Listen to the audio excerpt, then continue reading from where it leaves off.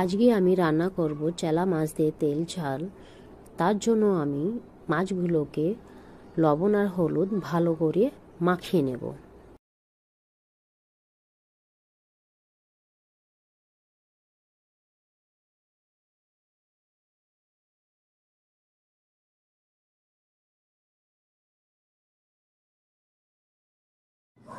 কড়াইতে সরষের তেলও ভালো করে গরম হয়ে গেছে। এখন এই গরম সরষের তেলের ভেতরে আমি এক এক মাছ করে সব মাছ ভেজে নেব। ডিপ ফ্রাই করব একটু। ডিপ ফ্রাই করলে মাছগুলো ভাঙবেও না, ওর খেতেও ভালো লাগবে।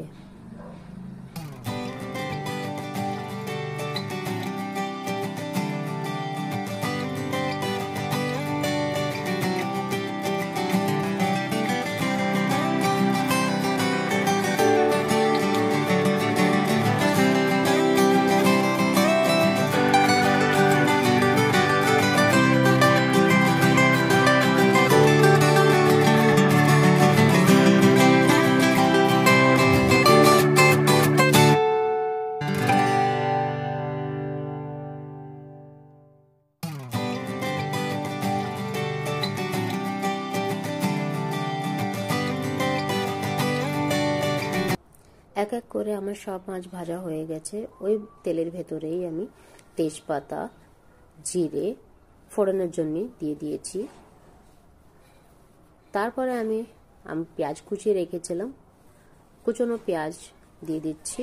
ভালো করে ভেজে নেব লাল লাল করে। যখন আমার এই পেঁয়াজগুলো ভাজা হয়ে যাবে, এর ভেতরে আমি দিয়ে দিচ্ছি আদা রসুন বাটা। আবার এটাকে ভালো করে ভেজে নেব। ভাজা হয়ে গেলে এর ভেতরে আমি দুটো কাঁচা চেরা লঙ্কা দিয়ে দিচ্ছি।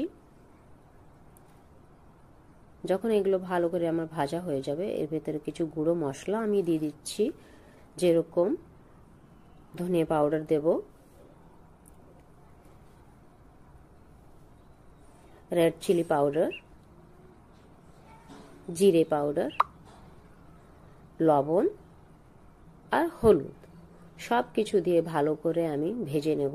একটু দানা জলও অ্যাড করছি যাতে মশলা পুড়ে না যায়। ভালো করে মশলা আমার কষানো হয়ে গেছে। এরপরে আমি এর ভেতরে পরিমাণ মতন জল দিয়ে দিচ্ছি। জলটা দিয়ে কিছুক্ষণের জন্য এটাকে আমি ঢাকা দিয়ে রেখে দেব।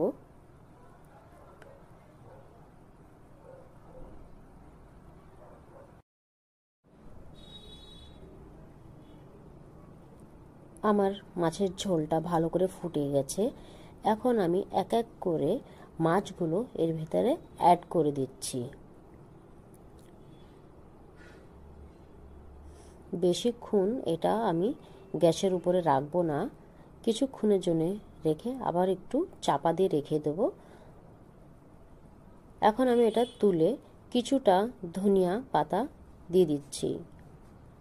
আমার মাছের ঝোল রেডি হয়ে গেছে। চেলা মাছের তেল ঝাল আমার রেডি হয়ে গেছে।